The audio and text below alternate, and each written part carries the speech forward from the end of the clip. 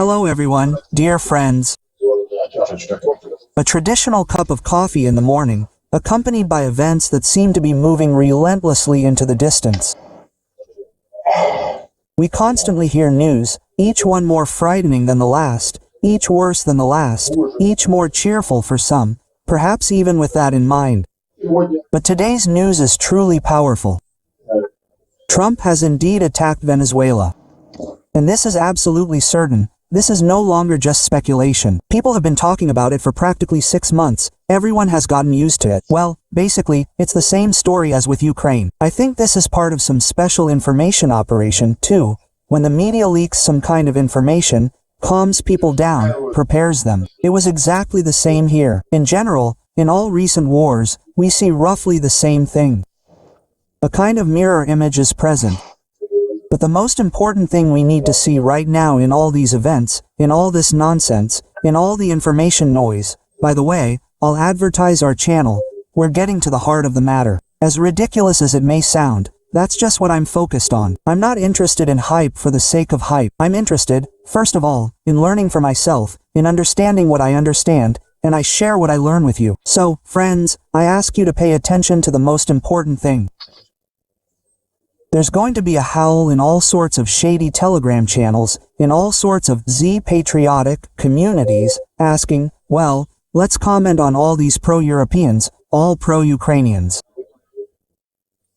So, tell me your thoughts on this. Did we attack Ukraine?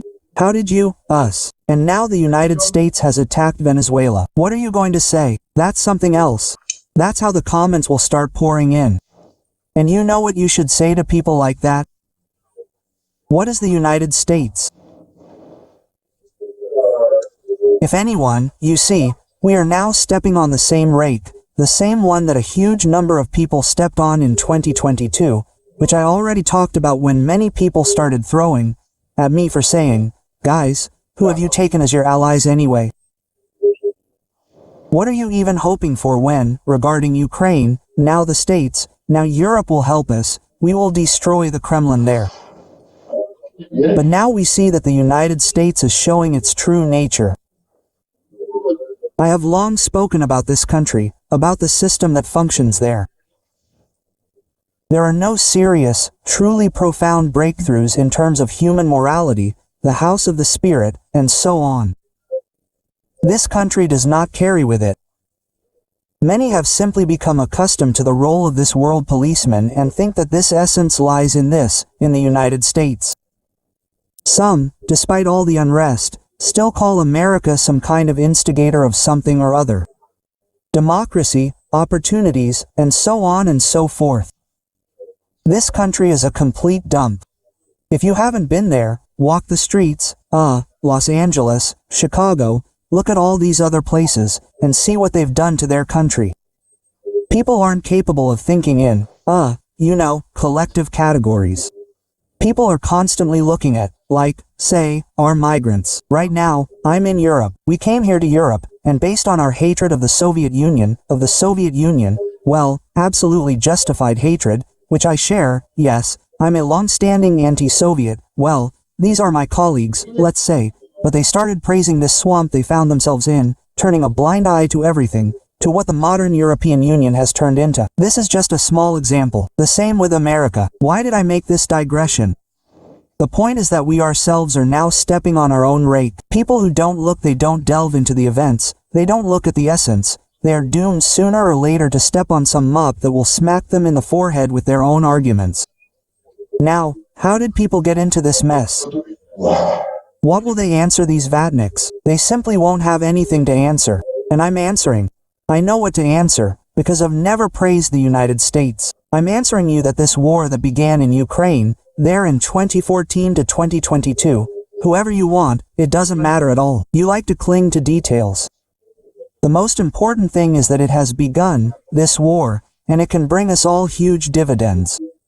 Who is this for us? These are sensible people who want the revival of their peoples and, moreover, they take a broader view not only of their own Ukraine, Russians, I don't even know what to call them now. Russian is such a hackneyed definition. By the way, we will also talk about this separately in our channel about Russian self-identity. What are normal Russians supposed to do? Those who don't support all this nonsense, don't support it at all, and who speak out against Putin's aggression and idiocy. By the way, I'm advertising this, and yes, there will be a separate video. That is, people who stand up for their peoples, for the good of their peoples, who sincerely stand up and speak out against things like migration, uncontrolled ethnic Islamization, people who don't accept this idiocy regarding so-called minority rights, this or that, everything that's now filling the European Union and that, by the way, Putin has adopted.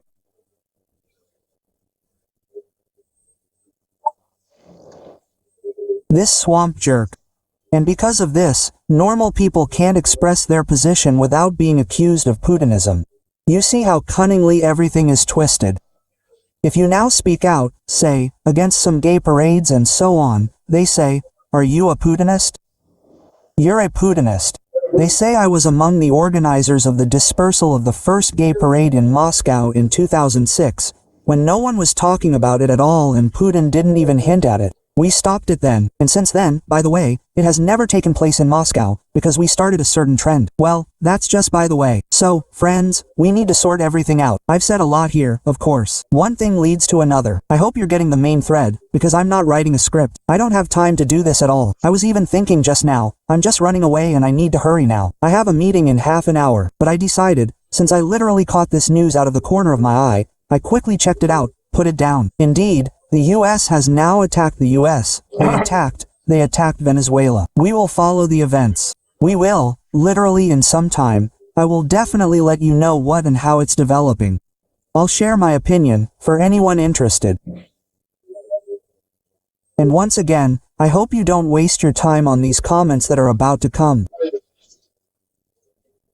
Respond to these jerks, these vatniks, these idiotic various commentators like this. America was never ideal. And back in 2022, I was saying what kind of flawed logic this is, how it was even possible to screw over the US, but we couldn't. When they told me, look at the US, I said, what does the US have to do with it? You are responsible for yourself. The US has caused a lot of trouble. This country bears enormous responsibility for many things. But what kind of logic do you have? So, if the US attacked, now we will attack, or what? And where will all your criticism of the US go then? About Vietnam? About Iraq? About something else? Where will all this go if you behave exactly the same, only on the basis that because America showed you an example, that is, you speak against America and then immediately act like it, or what, or what? Where is the logic here? This is roughly the spirit in which you should respond to your comrades, vatniks. Here I am quickly finishing my coffee. It has probably already cooled down, and I'm off. Once again, I apologize for such confusion, but I hope something will be useful. We will talk in more detail later, when I am no longer in such a hurry. That's it, everyone. Bye. Like, subscribe, write comments. We will continue in some time. Goodbye. Yeah.